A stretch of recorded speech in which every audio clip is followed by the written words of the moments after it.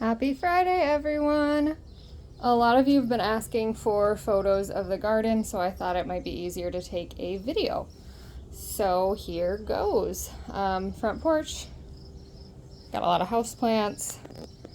This is our shade garden. It was in full bloom a few weeks ago, so not great to look at right now. I'll try to point out some of the fancy things, but I don't want to take hours and hours showing everyone this. I could upload a video like this every week and there would be a lot of different things. So if you like it, maybe I'll do a couple more. So front area, this is what we call Jackie's garden because it is right outside of the window for his bedroom when he's here. Mostly shade in the middle of the day, but some sun now. Got a weeping white spruce, kind of my Charlie Brown tree. Neighbors think that it's just sick or something, but they are wrong and kind of boring, so whatever. I love this grass, blue lime, super tall, super weird looking. I'm realizing that it spreads like crazy, so I might be sending some of you little bits of it in the mail. I love this daisy too, it's called Coconut. Fun, fluffy. Nothing too weird over here for the most part. Just kind of some standard fun stuff. We have the vegetable garden. Right now this is all peppers, tomatoes, beans, and garlic.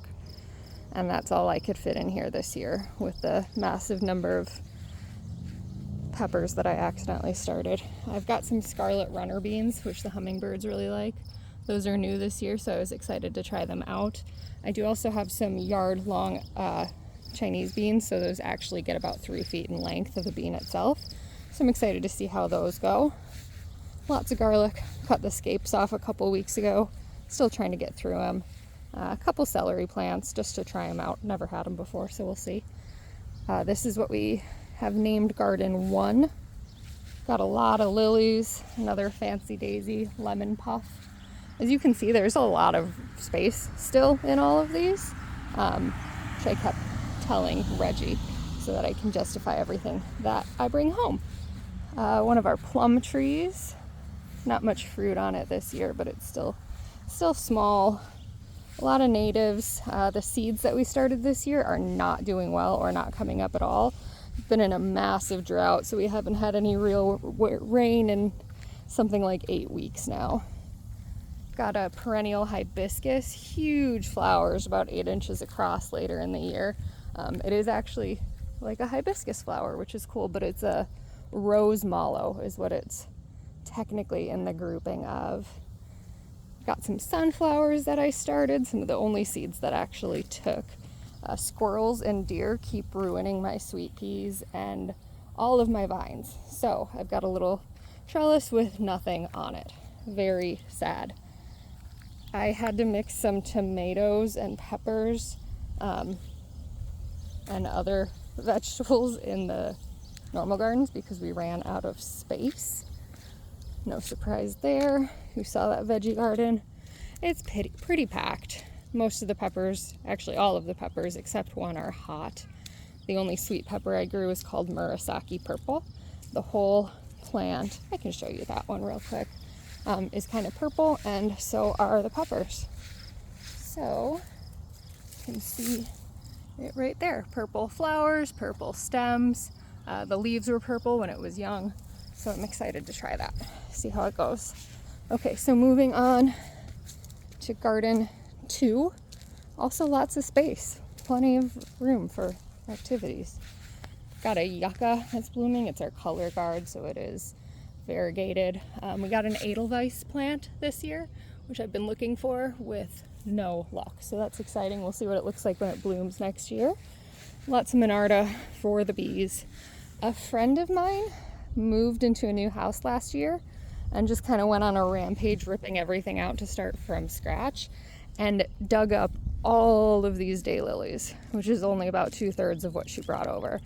She also brought over some more yucca because she thought they were daylilies, and you know, that's fine. I got more yucca out of it.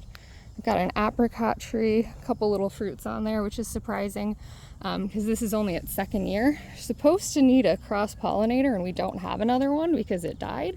So we'll see. We'll see if we even need to get a second one. More tomatoes sprinkled in. Got one of our grow boxes that my dad helped me build, and by that I mean mostly did it himself. This is one of the deeper 2 feet ones. Kale, carrots, chard, beets, nothing too crazy. One of the things that we really like are Louisiana irises. So they are actually from that area of the US. They get some really vibrant colors on them, and they really do well in kind of wet, claggy soil, which we have clay, so ours is either bone dry or really wet. They seem to be doing okay with it. Really sad little dwarf Japanese maple. Half of it died over the winter, so it's a little rough looking. Got some willow, pretty blue one. I like to have the different colors and textures. This is one of our Mugo pines. I really like it. Stays about that size, but in the winter it gets yellow on the tips, so it's really, really nice to look at when there's nothing else. I've got a sour cherry tree. I was really excited about this. It's very, very much doing well, but the birds apparently very much enjoy the sour cherries. Can't be too mad because I like them, but still, I wanted some myself. Got the ice plants that I picked up with little Greg when we were down there, so I'm glad that I finally got them in. One of our more interesting Coreopsis. So expect seeds from that at some point. Over here, the last couple things that we've got is another grow box. Dill, cabbage, mizuna, beets, parsley, a nasturtium in there to keep away the bugs. And then we have our boulevard. Instead of having grass all along it, like every other person in our neighborhood, we dug it all up. Or rather, didn't put grass in the first place.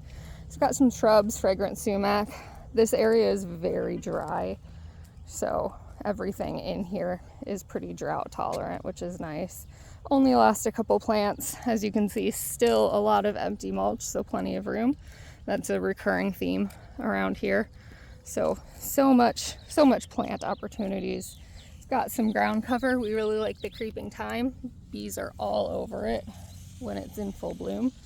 We put a couple trees in, quaking aspen, they are native, and put in Lomo or Nomo buffalo grass, the native variety of it.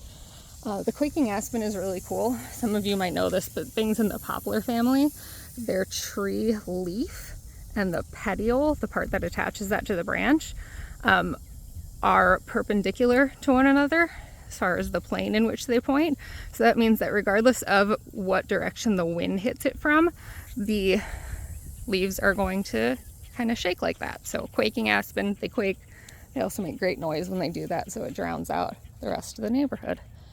More pretty drought tolerant stuff over there. Got one of our double blooming geums going.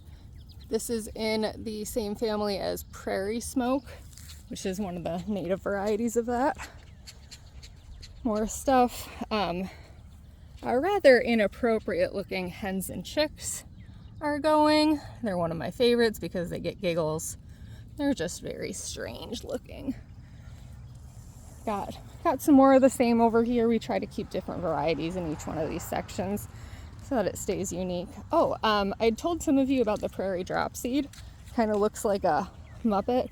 This one's a little smaller, so you can't see it as well, but it's really soft. In the fall, when it flowers and then sets seeds, it smells like buttered popcorn, which is nice, and it's clumping so it doesn't spread too aggressively, which is always a good thing. So this is garden number 3. Moving on here, some of this is a little bit more filled out than the other areas, but still so many opportunities as always. Got some of our sedum blooming, which is also very strange looking, but we like it.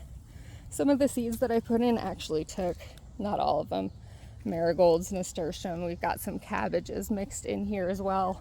Romanesco broccoli, which you should look up because it's strange looking once it goes. In here, one of our other deep grow boxes. This is mostly potatoes with dill, parsley, basil, some alyssum just for ground cover somewhere in there, probably dying from shade. I do have some soybeans in here. I didn't expect the potatoes to be this big, so they're getting a little crowded out. I'm gonna dig those up and find a better spot for them. Got more vegetables down here, Swiss chard, collard greens. My herbs are kind of mixed in this area because again, ran out of space. Oregano is blooming, so is the lavender. So those are nice to see. Some roses. A lot of our roses are just being destroyed by insects this year. With us being in a drought, there's nothing for them to eat other than all of my perennials. So we've got aphids, grasshoppers, all exciting types of caterpillars, which you can see are really enjoying everything in the brassica family that I have planted in here. They were also killing out my other rhubarb plant, which I was kind of surprised at because not a lot of things really go crazy on that. Queen of the Prairie, we just put in this year. It's a native pink variety. You should look that up too because it's really cool when it's blooming. I can maybe show it later in the year. One of our new trumpet lilies, it's a stargazer, so oh my god, it smells amazing. Definitely recommend picking some of those up. All of our little vines, like I mentioned, have been getting dug up. These are some of the ones that actually came, but they're super late, like everything else this year, so we'll see if they even bloom. It's a moonflower and some sweet peas. So one of my favorite ones right now is the trollis. It's this tall yellowy thing right there. Flowers are just kind of pretty looking. There's it with the liatris that it's next to. Got a tomato in here still. A yellow foliated elderberry, just put in last year. It's still trying to decide if it likes its life or not. Got some cucumbers in here, a few different varieties. One of the new ones is an Armenian cucumber. Sounds cool, looks weird. We'll see what happens. Lots of empty room in here still. Our squash plants are mixed in, so we've got green zucchini, yellow zucchini, and a Peter Pan buttercup squash. Got some red dent corn. It's a Seneca red stalker is the variety, so the whole stalk and eventually the leaves are going to be purple, as is the entire ear of corn, husk and all. It's a dent corn, so you wouldn't eat it fresh. You would dry it and grind it up. Seriously doubt I'll do that. It's more ornamental. This is the back half of that first area I showed you. I've got a sad little clematis. Some of the seeds I actually started that took are the Cosmo zinnias, sunflowers. Got some giant angelica over here. Again, look it up, it gets huge, super cool. Giant sunflowers, gladiolus mixed in. And this is my potential terrible idea. We'll see what happens. But I took our wheelbarrow, which was not in good condition, filled it up with dirt, put all of my vining squash in and under it. But since all of our seeds have been doing poorly, I started a lot. And I have an allergic reaction to killing good plants. So I've got something like 12 in the top and probably 15 on the bottom. Way too many considering that they're all vining and will take over. So my big project this year is making sure that they do not go into the neighbor's yard right there. I've got some more corn. So that's another of the red dent, but this over here is going to be a purple sweet corn. So again, the whole husk and ear of corn are purple, but this one you can actually eat fresh. More vines that came up super late because I had to replant them. A piece of yard art that I got for free online and that Reggie hates, as he does most of our yard art, but that's fine. He'll exist with it. Again, a lot of empty space over here. More of the Louisiana irises. We missed the blooming on most of those, but that's okay. A bog rosemary. So it more looks like rosemary than anything. Gets little pink flowers on it. Does well in super wet soil. If I were to dig up this area right now, there would probably be standing water about 2 feet down. So most of what I have in here is really both drought and flood tolerant. Okay, so let's go back to the front a little bit and we'll look at the side of the house because I've got a lot going on here. Most of what's over here is edible, so that's fun too. In the front, it's just a sweet shrub. By the way, you can see all of the crappy clay soil that I excavated, and then under the tarp is what's left of my compost and black dirt. So had to get rid of that crap before I could plant anything good. So you've got a lot of bearded irises here. These are all first year, so a lot of them did not bloom. Got something called a sweet shrub. Never heard of it, bought one anyway. We'll see what happens. Back here I've got along the wall sunflowers, 3 different varieties of corn. We have a ton of mint mixed in with our blueberry bushes. I've been needing to thin it out because it's trying to take over the world, but we've got I think 6 or 7 varieties of the mint. This is an alpine strawberry, stays clumped like that. Fruit is teeny tiny. It's Reggie's favorite one. I'm not a huge fan, just too small, a little muley for me. Okay, so mint, strawberries, blueberries, sunflowers, corn. Moving down here, still more blueberries. And then we've got our normal strawberry varieties. So I've got 3. I have Ogallala, Fort Laramie, and I don't remember the name of the third one right now. Mixture of sunflowers along that wall, so it's not as boring looking. This is what we call 4A because we named things poorly. Some of the seeds that I started are actually in here with one of our 9 barks. Here's the borage that I got in Ohio that I put in. There are my sad little baby tomatoes that are probably going to die that I never put in because at a certain point, 23 tomato plants in the ground is too much for 2 people. But yeah, one of our really big peonies, it's called Cora Louise. Look that one up. It was amazing when it was in bloom. Sweet fern actually smells really good. It's not an actual fern, it's more of a shrub, but it also spreads, so it's going to fill this area in nicely. This is our hummingbird's favorite feeder, and it's right in front of the living room window, the downstairs one, which is where Reggie works from home, so he gets to see it a lot more often than I do. Going under the deck, got fern gully going down here. Waiting for some hostas to fill in. Got a row of zinnias and cosmos to kind of block some sun for those. Put a clematis along here to kind of grow up. Trying to put some wires at an angle across that on the deck so it gives us some more privacy down here. We've got some more of our grow boxes, more collard greens. We've got my purple kohlrabi going, more celery, some lemon mint, and pesto mint, that variegated one, which is cool. Another grow box.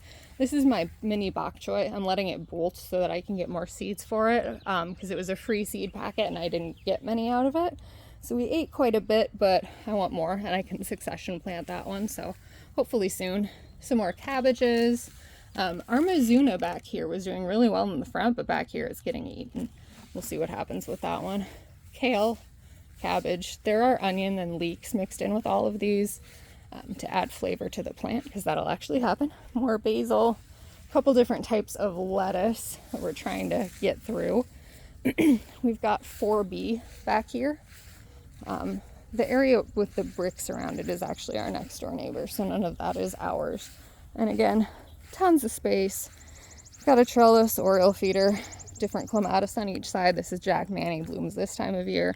This one is Sweet Summer Love. It'll bloom in the fall.